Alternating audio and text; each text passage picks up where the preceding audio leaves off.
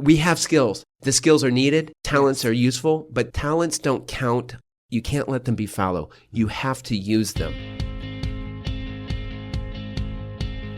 Welcome to Manage This, the podcast by project managers for project managers. Every 2 weeks, we meet to discuss what really matters to you as a professional project manager. It's a time we set aside to offer some expertise and advice from some of our fellow professionals in the field.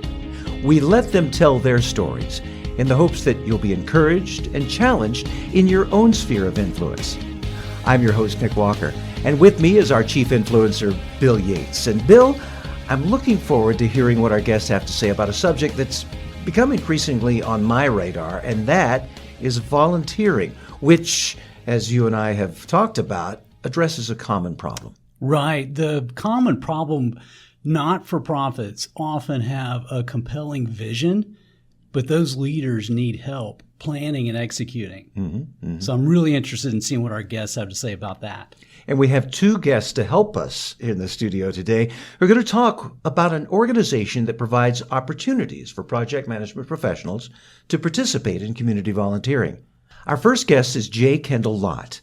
Kendall is the CEO president of Empowered Strategies Incorporated, a change management consulting firm in Washington, DC, supporting organizations in public service.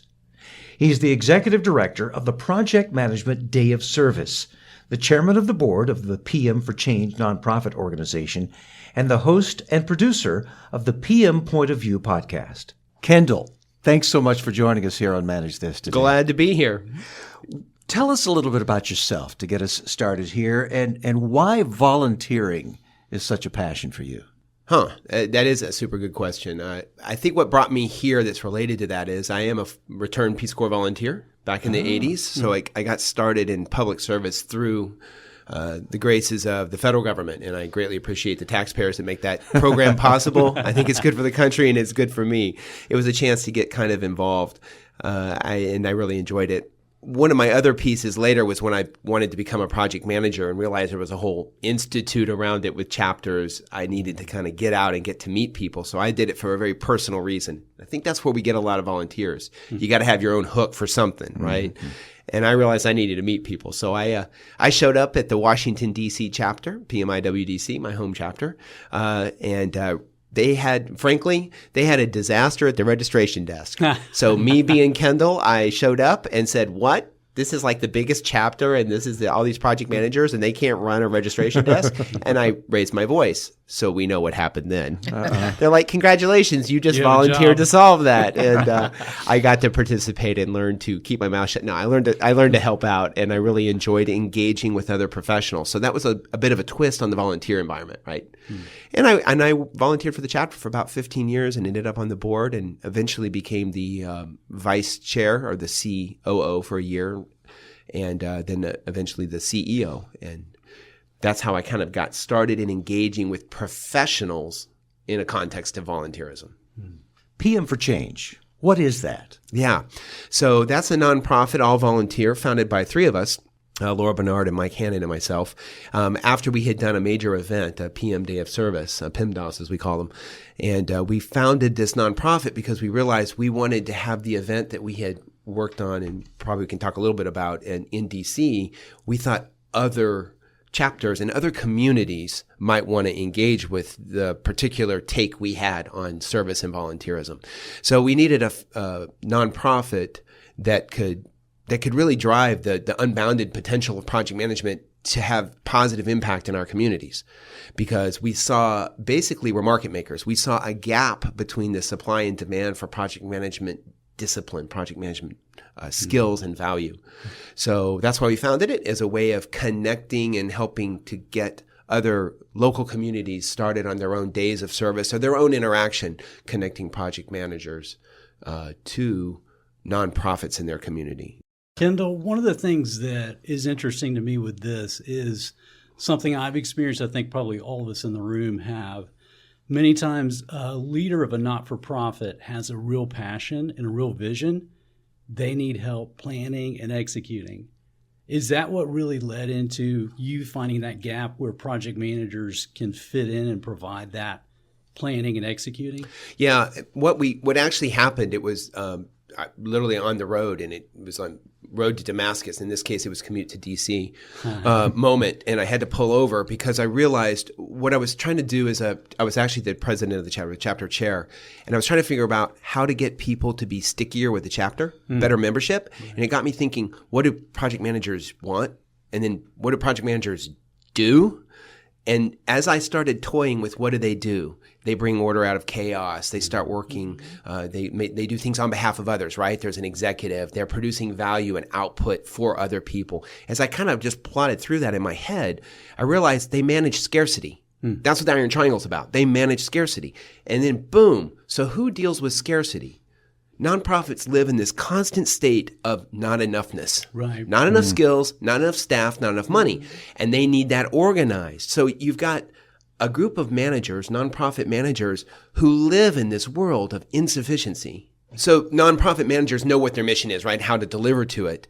But project managers bring a professional, trained approach, an ethical approach even, to managing scarcity, right? And getting things done on time with not a lot. And so it was, to me, it was chocolate and peanut butter, 2 great flavors, 1 great candy, right? I mean, it was like, put these 2 people together in a room. And so we launched our first thing for that reason. And the other part to that was interesting, which you just said about planning and execution, is the role that project managers play as volunteers. And what struck me as more important for creating member engagement was that it's the skills. It's skills-based volunteering, which I thought I had invented, found out it was a movement that had happened 10 years before. But it's skills-based volunteering. Project managers can bring their power directly to a nonprofit, organization. So talk more about that. That's what's different in this. And there's the twist, is you're really tapping into the special skills of a project manager. Yeah. This isn't just show up with a hammer and your gloves for a day. You're going to get a T-shirt and feel good about helping out with something. You're going to use what you do on a daily basis to help other organizations. So currently, PM for Change is helping to sponsor and brand PM Days of Service, which are 1 day, single day, done in a day events. Now, we would like to see continuous value delivery over time, but that takes a lot of volunteer effort. But in those 1 day things for the day, project managers are called to come and share scoping and sometimes strategy and sometimes some risk discussions. Okay. And it's so powerful. So when they're done, we get the nonprofits, literally people with tears in their eyes saying, I had no idea there were professionals in this space. Like people train for this. Yeah. And then the project managers come over and shake my hand and they're like, I had no idea people wanted this. Like I know my company pays me for it, but like the animal shelter, the county library, the various different foundations and nonprofits, they're desperate for this. I had no idea this was so valuable. And we're just so happy when that happens, right? Oh, yeah. So walk me through some of the specifics for if the project manager signs up and says, I want to help out with this project management day of service. Oh. What would be, let's say I check the box, I respond to the email, whatever, and then what expectation do I have for that day? Is it I'm going to be introduced to the organization that day, and I'm going to help scope and do some planning, and then I walk, I shake hands, walk away, and that's it? Or what's the commitment? Yeah, that's what we found happens. We would like to have more sustained interaction over time, but frankly, that would be a different program. We have developed that program working with Points of Light, which is a great foundation for engaging volunteers with other nonprofits to build their capacity. But they basically come and we put about 3 project managers, it can be up to 5, around one nonprofit manager. And we have like a facilitator, timekeeper and all. But they're all facilitating with the nonprofit to help them think through, so what is it you think you're doing? It's scope, right? Yeah. What's in, what's out? What are the milestones? So this means when this will really happen. Well, we have to get it done by August. Well, based on what you just told me, that's not going to happen, right? and there's that moment of, there's math behind this. It's simple in a way, but it's also complicated, right? Yeah. So typically now, for all of those of you that are PMP certified, what we're also saying is there's about 6 PDUs involved with this, which is always happiness, right? For ours, but they tend to run about 5 hours. There's some speechifying that goes on a little bit, and ours, as is Selena's, is housed at a university. So ours is with the University of Maryland at the Clark School of Engineering with so you John have a Cables. Facility. We have one, Project Management Center for Excellence. They give you coffee. Well, they don't give coffee, but they do give space. We have to get sponsors. So the magic mix for us in the DC environment is getting someone, you create a core team. Mm-hmm. The PMDOS has to have a core team of dedicated volunteers themselves, right? And they're running a project. They start from now and they go through the event time, right? And what they're doing is they got to find the nonprofits, and you have to make sure that they have some sense of a project they could bring to bear. You have to find the project managers. We do try and align them to make sure there's a mix of senior and junior, and also if people have an interest, for example, in veterans. If there's a veterans nonprofit, we can connect them. Mm-hmm. So you have to line up your project managers. For us, about a 3-to-1 ratio. It's an opportunity to have sponsors, people that want to have things to sell or show to nonprofits, or to recruit, like a local chapter, to recruit project managers and companies that want to be seen. They may want to bring, in our case, they may want to bring 10 of their own employees. So they want to be seen showing their community support. So you've got to get the venue. So it's basically venue, nonprofits, project managers, and sponsors have to be brought together under someone like Selena, who can help drive all of that. And I will say, in terms of where these have happened, in DC, we've had them 5 years in a row. Our very first one, the Secretary of Commerce came and gave the keynote. Wow. Because we put 500 project managers in a room with 100 nonprofits. That's fantastic. We've since figured out that that's not the best way to go, that smaller and more manageable is good. But we've had them in New York, Hampton Roads, St. Louis, San Francisco, Atlanta, about to have Atlanta Part 2, Poland, Australia, England. And I've just in the last couple of weeks been engaged to see them coming up in Keystone chapter in Pennsylvania, Toronto, Bermuda has called me, and New York has called back. So we're around. That's fantastic. What support does your organization provide? Templates, guidelines, here's your open the box and everything's included. How do you guys support that? Yeah, the dreams are bigger than the reality on that, but we do have a reality there. We have the brand, we have the logo, we have the 501c3 status maintained in the Commonwealth of Virginia. And so we offer a playbook, licensing interaction, and a kind of a guide about how to get started, some templates that have to be modified, as Selena just found out. For your local one, because I maintain a standard we have a standard group of volunteers that are communications and outreach that we're trying to maintain at the PM for Change level to provide that to chapters. All right, I want to pull back and ask the question from the perspective of a project manager. Again, so here I am, I'm checking my email, and I get something, let's say it's from my local chapter, it could be from someone who's reached out and said, hey, there's a project management day of service. Before I respond, I want to know, okay, what's in it for me? And then, so what are the benefits to the individual? Plus, what is the commitment? Because here's what is in the back of my evil head. I bet they're really trying to get me to latch on to a not-for-profit and kind of become their servant for the next 6, 9, 12 months, giving them free project management service. So dispel those myths. In part, we would like to create that in continuous value delivery, but I want to be clear, in our events, our done in the day, it's absolutely not that. What we have found in reality on the WIFM, what's in it for me, right? We're always after that. PDUs. Did I mention PDUs? Yeah, there's some PDUs in there. Yes. We need 60 every 3 years. Here's what actually happens. We handle the hard things. We are between the rock and the hard place. That's what we do. We manage scarcity on behalf of others to produce outputs for others. That screams service. It turns out so many project managers would love to do service. They come to an association to participate. We all want to help our communities. But no one's ever asked them to use their brains, the scope. Okay, not no one. It is uncommon to be asked, I just want you for your brains. Right. I want you in here today thinking about how to help someone very specific. And it's easy to say, help your community. What we're doing, what Selena's doing, is connecting specific organizations that are already dedicated to the community, right? To the project managers. Our tagline at the time was, we serve those who serve others. We're delivering what project management can be. We're only about the project management, right? So you come in and that little dab will do you. That little bit of project management goes a long way to get started. Yes, we would like to do more. Yes, I'm talking to PM for Change people. I say, our theme is CEO, cheap, easy, and often. We got to get away from the DC model. Selena has a better model. San Francisco had a better model. St. Louis does. But there's variations in your community. But the key is project managers, what they get out of it is a sense of service, volunteerism that is applicable directly to the skills that they spend all this time learning and training in, right? And it's so hard at work sometimes. But here you see joy. Yeah. And you can see the benefits.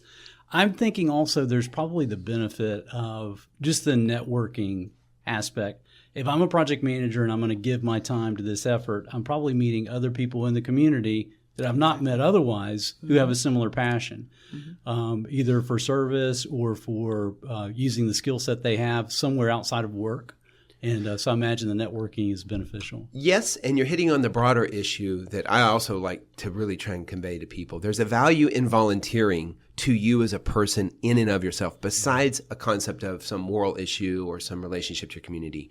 It is a chance for you to exercise a skill that maybe you don't get paid for at work. Maybe you're the risk manager, but you know a lot about project management, and you know, of course, you can do scope in your sleep, right? So you have a chance to flex your own professional skill and adaptability in other ways. That's one. And two, you do meet other people. The bottom line is we all have to network. And we think of network as showing up, white wine in one hand and business card in the other one. No. Networking is doing podcasts. Networking is meeting professionals who are dedicated to the same types of issues that you're interested in, but who are different kinds of people, right? That you meet people that are different than you. You're putting lots of people with a chance to meet people they don't normally meet, or particularly if you're junior, a more senior person. I mean, there's networking that happens. There's jobs that can happen. And we had a really great one this year. We had a person come back and testify, witness. She had joined a nonprofit the year before, right before they came to our event. She walked into a room actually looking for a different nonprofit, walked onto a floor. And when she got there, she was kind of lost. So this other person from the Asia Foundation pulled her over and said, "Oh, you're looking to volunteer? Come and join me." And by the way, I'm going to this event with these project managers. I don't know what that's all about in a week or something like that, right? So she brings her here. So they enjoyed doing their project, et cetera, et cetera. So this woman had described herself as new to the country, had been fairly new and was a professional. A year later, she's back testifying here, telling us about it. In that time, she got so turned on by project management, she went and got her PMP, now has this huge job doing wonderful things, of course, still very connected to her nonprofit and the leader of the nonprofit. So there's literally a chance to learn and grow that we see. You have to go back and back and back. You have to keep going back at it. But there is a personal reason to volunteer that's about your own development as a professional, through networking, through skills, through flexibility, and through from your own personal sense of value and output that you can, or outcomes that you can help drive. Yeah. All right, we've been referencing the fact that there is another person in the room. We got to get her in here. Yeah, she's rocking it. Selena Buchanan. So let's meet Selena. Selena Buchanan, MBA, is an executive board member of the PMI Atlanta chapter. She has a graduate certificate in project management, in addition to project management certification. Selena is a professor at Ohio Christian University, where she focuses on general business administration education in areas such as marketing and management, global business environment. Selena was the principal driver of the 2018 Atlanta Project Management Day of Service and is driving the 2019 event as well. Yes. Selena, tell us a little bit about launching this PM Day of Service here locally. What was your motivation to be a part of this? Actually, I've worked in the business community grassroots since about the age of 12. So it was easy for me to want to do the concept, but also as a proprietor, I was struggling with having staff members to actually finish out a particular project. So I happened to be talking to Mr. Robinson about the problems that I was enduring. He said, "Listen, let me introduce you to this gentleman here. You two may be able to work together." He introduced me to Mr. Mike Hanna. And after speaking with Mike, he just told me the information about the Project Magnetic Service, which I was interested in. But what I had to do was figure out what type of concept I could use from what he was giving me and present it to the board. So as I sat back, being a member of the PMI Atlanta chapter, which was also one of the first questions I asked at the time I became a volunteer, what are you doing for the community? Mm-hmm. And people would say, "Well, we've talked about it. We've discussed it." I said, "Okay." So I asked again to another person. He said, "Well, Selena, what are you planning on doing?" I said, "Okay." Sounds like Kendall, you found yourself a job. So hers was more interesting, though.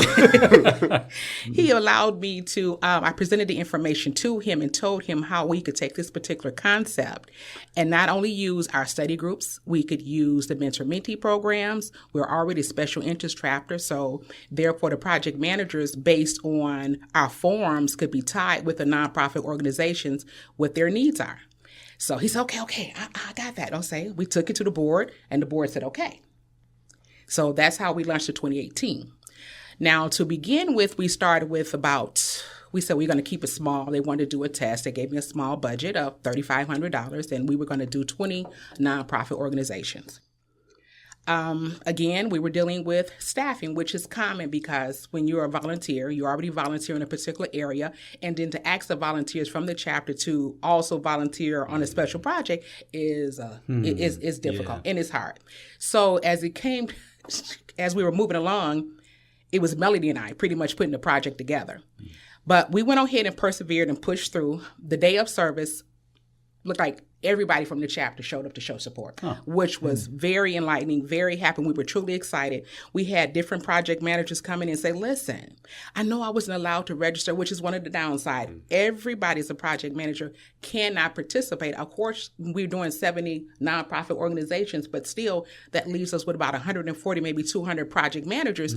But you have about 5,000 who want to participate. The project managers are really, really interested. Yep, you can line them up. Exactly. You can line them up. So that was kind of difficult. And she would say, but listen, I brought my lunch. And it was Deborah. She said, I brought my lunch.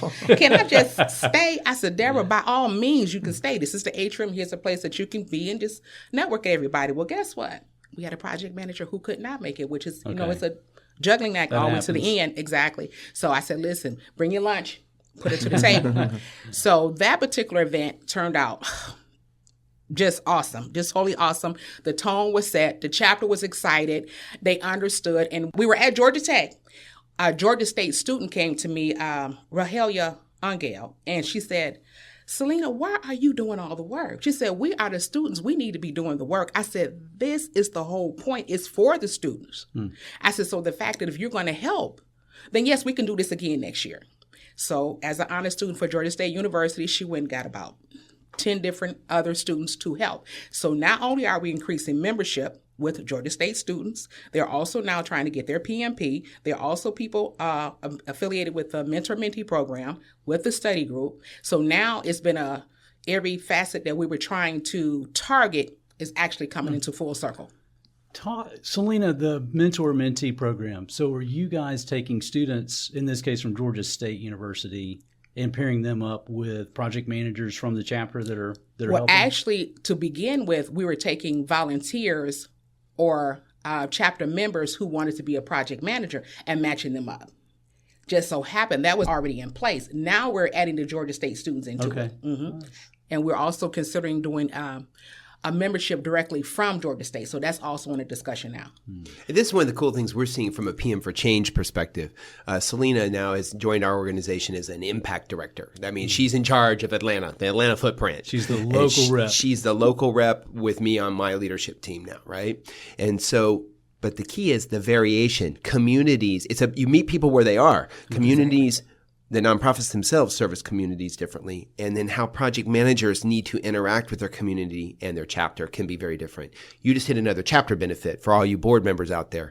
Engagement, stickiness is what I was after. You're after the fact that the programs that you have could be connected to potential students who actually become chapter members and are integrated, right? Exactly, yes. And then you've got them doing the work there. It can vary by every community, how corporations are involved, how universities are involved, and how the chapter is involved. And you've nailed just a great model here. And it allows the students to get their volunteer hours in that they need in order to take their PMP. And they also get to work at the table with the nonprofit and the senior project managers to get that hands-on experience right along with them. Okay, so they're in the action. They're seeing it happen. Yes. Once we start, they're allowed to go sit at the table with their choice of nonprofit and actually be a part of that team. And they bring so much value to the table. Oh, so much value.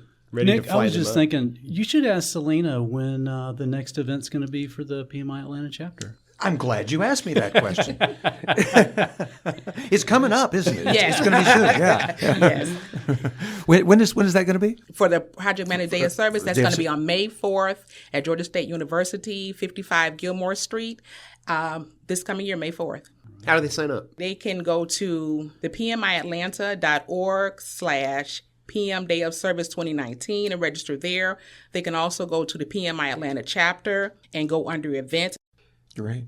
And to connect with us, to pmforchange.org, PM4Change, the number 4, .org, and there's a chance to send a note in for the global email address, or you can get to me, Kendall.Lott there. We can also connect back there. One of the things that we love talking about are lessons learned and Kaizen. And here we are with both ends of this. It's like, okay, now with Selena, we have someone who's executed in a local, through a local chapter.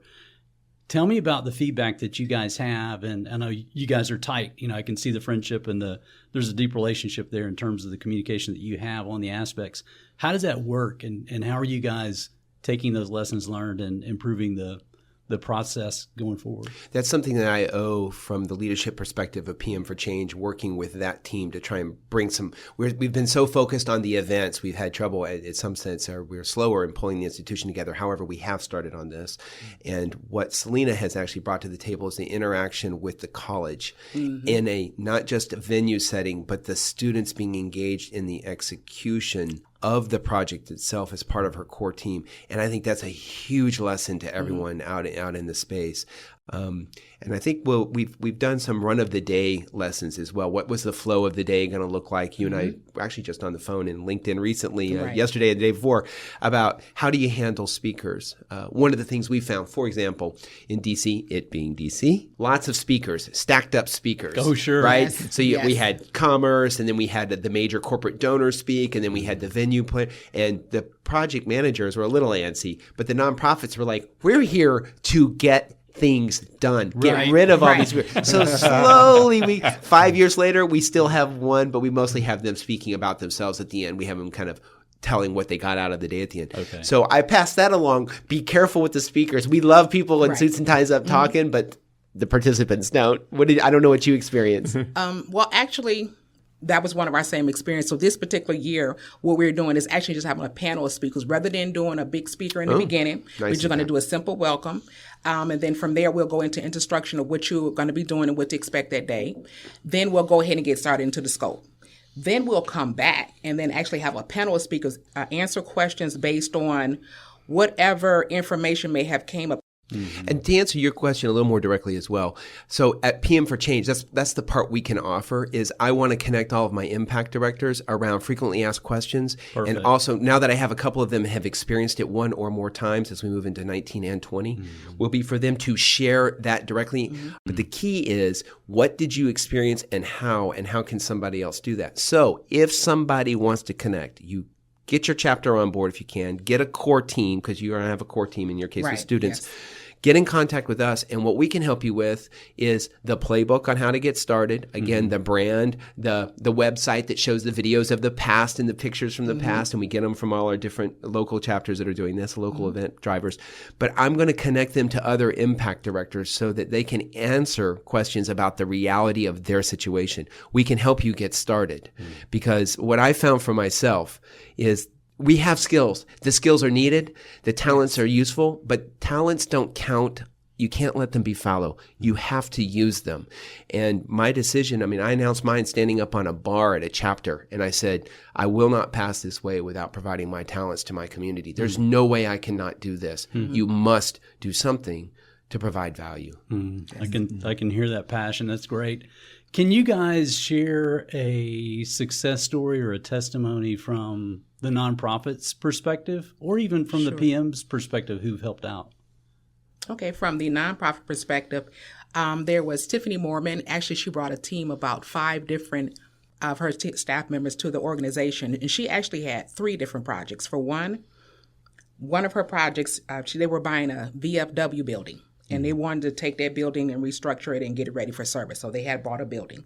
Also, they had a book called the Triple Nichols book they wanted to turn into movies. So that allowed me to go get the entertainment foreman, which is a part of the special interest team, and help them plan a strategic plan to actually take that book into a movie. So that was one set. Then in addition, they had another set of project managers working with that same team, getting the VFW into perspective. So what feedback I've received from them is some of the project managers were willing to keep in touch with them afterwards just to see how things went. So that's a choice. It's a personal choice. And a lot of times the project managers were so interested, let me know, let's keep in touch, let me know how it turns out. So that was a benefit. Yeah, I mean, from our perspective, just adding up over the 5 years, and as Velociteach, you'll know this, seats training, like it may be the same person over and over again. So we've done about 1,300 seats project management, right, out of DC. And if I look across the other 9 or so that have happened now around the world, we're up over 2,000 times. 2,000 project managers, although that may be the same person, have done this. We get a lot of return nonprofits, and we get a lot of return project managers, and then they go and they speak about it somewhere else, and people do it. The project managers, as you say, get to choose to follow one if they want, but mostly they come in and they feel that they got it done. It's sometimes there's getting it only a done in a day thing is not enough, and I get it. We want to do more. But on the other hand, one of the powers of project management is it is a unique product or service on time. And so they get it, you said it, they get it done in the day. There's actually a value to that. Kendall, we mentioned that you have your own podcast. Tell us a little bit about that. Well, in the relationship to, again, being a chapter member, a chapter leader, and the chapter chair, trying to figure out ways to help increase stickiness. And I realized that we needed to do podcasts back in 2014 when I was doing all this. It was common, but not so common in the project management space at that time. So I launched out of the chapter and continue to maintain it as an REP now with the chapter's sponsorship on it, is PM Point of View. PM Point of View. It's on all your podcatchers. You'll find it on all the podcatchers, and it's on the projectmanagement.com portal with PMI as well. And it's a chance to look at both. It's on a training podcast. It's similar to yours with guests to discuss topics in project management or topics not in project management, but there's a project management point of view. So, for example, a vintner. I went out to a wine area and talked about how that's a project, a wedding planner, for example, but also in security and intelligence and talking in various topics that people might want to see a project management point of view. It comes out monthly and it's free and it's a 1 hour long because you get a PDU at the end of it. Did I mention the PDUs? Yes. Because that's the coin in trade for us, isn't it? Right. Absolutely. Yeah. We just thank you so much, Selena and Kendall, for being with us here and sharing all of this. One more time, just want to be able to direct folks to more information. It's pm4change.org. That's correct? PM, the number 4, the word change.org. Correct. All right. And we have a gift for you. These Manage This coffee mugs sitting right here in front of you. Thank you very much. That is our thanks to you for being here with us. We just appreciate your time so much. I came for the mug. I've been listening to your podcast. I came for the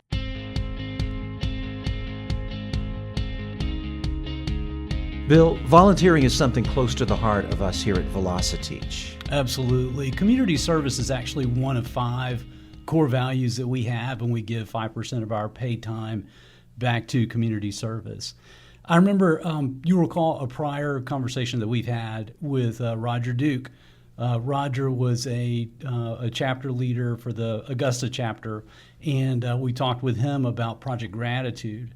That was the project where they were taking the volunteers from that PMI chapter in Augusta and reaching out to those transitioning military veterans and really supporting them in a special way. So this is a topic that we just love to talk about. And obviously, this was a great way to do this today, bringing in this organization. A special message now for our listeners.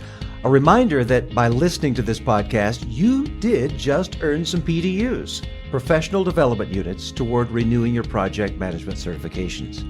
To claim them, go to Velociteach.com and choose Manage This Podcast from the top of the page. Click the button that says Claim PDUs and click through the steps. That's it for us here at Manage This. We hope you'll tune back in on May 7th for our next podcast. In the meantime, we'd love to have you visit us at Velociteach.com/manage this to subscribe to this podcast, to see a transcript of the show, or to contact us. And you can always tweet us at manage_this if you have any questions about our podcasts or about project management certifications. That's all for this episode. Thanks for joining us. Until next time, keep calm and manage this.